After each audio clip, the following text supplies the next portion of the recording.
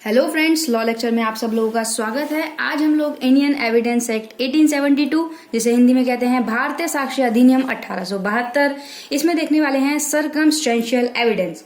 Circumstantial evidence को समझेंगे, साथ में इससे जुड़े हुए केस को समझेंगे। तो चलिए शुरू करते हैं। सबसे पहले बात करते हैं भाई कि सरकमस्टेंशियल एविडेंस में दो वर्ड है, सरकमस्टेंशियल और एविडेंस, जिसे हिंदी में हम कहते हैं परिस्थिति जन्य साक्ष्य। तो साक्ष्य यानी कि एविडेंस किसे कहते हैं, ये हम सेक्शन 3 में interpretation clause of Indian evidence act 1872 में पहले ही देख चुके हैं। इसमें कि एविडेंस वही चीजें होती हैं जो कि हम कोर्ट के सामने किसी भी फैक्ट को या एक सेट ऑफ फैक्ट को बता सकते हैं कि भाई ये चीजें हुई हैं। तो वो एविडेंस कैसे भी हो सकते हैं, इलेक्ट्रॉनिक मीडियम से भी हो सकते हैं और एक गवाह के थ्रू भी हो सकते हैं। उसमें क्या है, एविडेंस में वैसे तो काफी सारे तरीके हैं, बट यहाँ पे मेन दो हैं। एक है डायरेक्ट एविडेंस, एक है सरकमस्टेंशियल एविडेंस। डायरेक्ट एविडेंस में क्या होता है कि evidence directly related with the point of controversy और डिस्प्यूट, यानी कि जो एविडेंस है वो डायरेक्टली रिलेटेड होगा उस डिस्प्यूट से। चलिए एक एग्जांपल के तौर पे समझते हैं। जैसे कि ए है और एक बी है। ए ने बी का मर्डर कर दिया और मर्डर करते हुए सी ने देख लिया, तो ये डायरेक्ट एविडेंस में आएगा।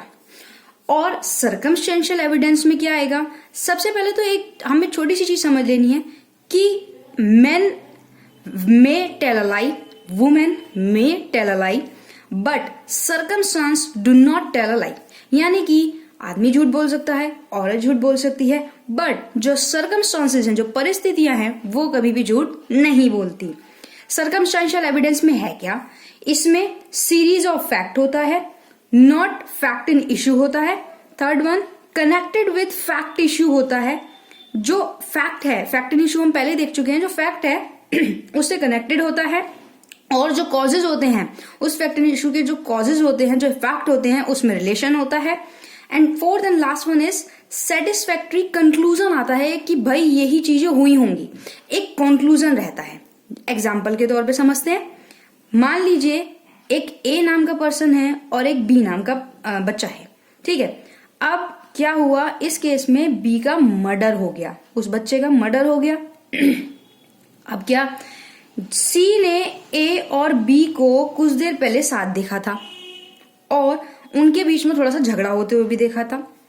अब क्या हुआ कि बी के और ए और बी को साथ देखा और कुछ देर बाद ए जो है अकेला ए को सी ने अकेला देखा, कुछ टाइम बाद बी की मौत के बाद अकेला देखा।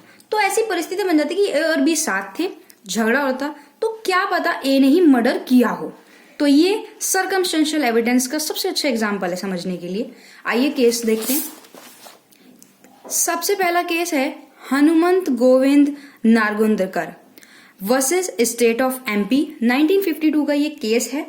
सुप्रीम कोर्ट में इसमें कहा था कि सर्कमस्टांसेस जो हैं, कंक्लूजन रहेगा ऑफ गिल्ट का, और यहाँ पे सर्कमस्टांसेस ऐसे नहीं होंगे कि आप उसको प्रूफ ही नहीं कर सकते, नहीं, फुल्ली स्टैब्लिश होगा कि भाई ये कंक्लूजन है कि ये व्यक्ति जो है इसने गिल्ट किया है। दूसरी बात, कंसिस्टेंट होना चाहिए कि जो एक्यूज पर्सन है वो गिल्टी ही होना चाहिए, और कंक्लूसिव नेचर का रहना चाहिए कि कोई एक कंक्लूजन निकले। ऐसा ही नहीं कि बीच में कोई कड़ी टूट रही है, जैसे नेक्स्ट लिखा ही भी है कि चेन ऑफ एविडेंस, कोई बीच में कड़ी नहीं टूटनी चाहिए। जैसे कि हमने समझा कि पहले ए और बी को साथ में देखा, अब उसके बाद बी को नेक्स्ट डे मर्डर हुआ, ऐसा कुछ नहीं, एक चेन होनी चाहिए कि भाई उसी टाइम पे हुआ है। जैसे ये छोटा सा एग्जाम्पल और ले लेते हैं। मान लीजिए ए और बी की लड़ाई हो रही थी किसी बात पे, सी ने ये चीजें देखी, और भी लोग थे सी डी ई, इन्होंने ये चीजें देखी, और ए ने धमकी दी कि मैं तुम्हें मार दूंगा। उसके बाद थोड़ी देर बाद ही बी का जो है मर्डर हो जाता है। बी के मर्डर होने के बाद कुछ लोगों ने, यानी कि सी डी ई थे, इनमें से सी और डी ने ए को जहां पे बी का मर्डर हुआ उसके पास से निकलते हुए देखा विद अ वेपन। तो ये एक तरीके से एक चेन बन गई, इसमें बीच में ब्रेक नहीं हुआ, तो चेन ऑफ एविडेंस होनी चाहिए। सेकंड केस देखते हैं। Sharad Birdichand Sarda versus state of Maharashtra 1984 का केस है। ये केस बहुत इंपॉर्टेंट है, इसलिए इसको ध्यान से समझना। इसमें सुप्रीम कोर्ट ने 5 गोल्डन रूल भी दिए थे, जिसे पंचशील भी बोलते हैं। तो वो गोल्डन रूल क्या, अब इसके पहले फैक्ट देख लेते हैं। एक हस्बैंड और एक वाइफ होते। हस्बैंड अपनी वाइफ के साथ बहुत ही मिसबिहेविंग करता है, उसको अच्छे से बात नहीं करता, उसे बहुत गलत तरीके से ट्रीट करता है।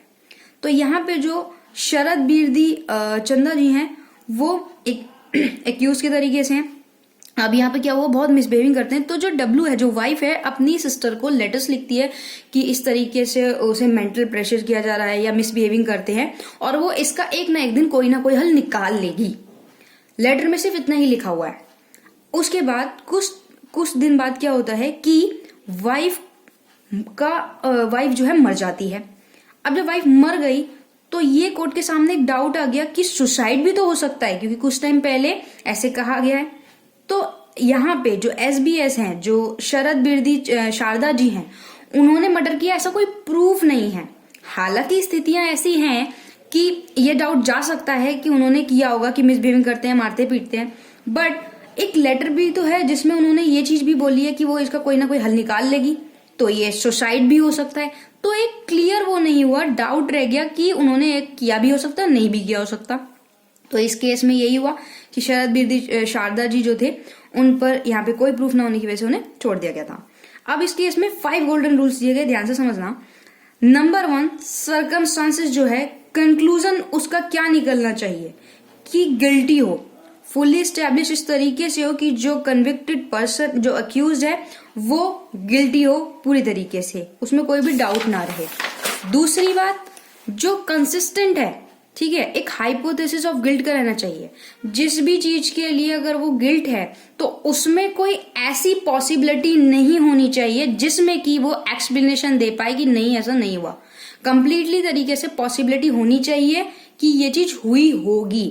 Third one is conclusive nature होगा, एक निर्णायक नेचर होगा, एक कंक्लूसिव निकलेगा कि हाँ ऐसा हुआ हो सकता है, कैसी कंक्लूसिव नेचर का बन जाएगा। 4th रूल्स क्या दिया, exclude every other hypothesis, exclude कर दिए जाएंगे जो अदर, जो उसके हाइपोथेसिस होंगे, जो अदर सर्कमस्टांसेस, जो भी चीजें होंगी वो नहीं, जो सिर्फ जो उस केस से रिलेटेड होगा, जो जुड़ा हुआ होगा, सिर्फ और सिर्फ वही होगा। ऐसा नहीं है कि अदर जो भी होंगे उन सबको एक्सक्लूड कर दिया जाएगा। 5th वन इज एक कंप्लीट चेन ऑफ एविडेंस होनी चाहिए। No possibility of accused being innocent, ऐसी कोई भी पॉसिबिलिटी नहीं होनी चाहिए जहां पर एक्यूज पर्सन इनोसेंट प्रूफ हो सके, ऐसी पॉसिबिलिटी नहीं होनी चाहिए। अब सर्कमस्टेंशियल एविडेंस का तीसरा केस देखते हैं, उमेद भाई वर्सेस स्टेट ऑफ गुजरात। इसमें क्या उन्होंने कहा, सुप्रीम कोर्ट की जजमेंट थी। सुप्रीम कोर्ट ने कहा कि in the absence of evidence a person can be convicted on the basis of circumstantial evidence alone, यानी कि जब कोई इस तरीके की सिचुएशन बन जाती है जहां पे एविडेंस जो है एब्सेंस रहता है, तो कन्विक्टेड पर्सन को सर्कमस्टेंशियल एविडेंस के बेसिस पे भी पनिशमेंट मिल सकती है। सर्कमस्टेंशियल एविडेंस हो तो वो भी सफिशिएंट माना जाएगा।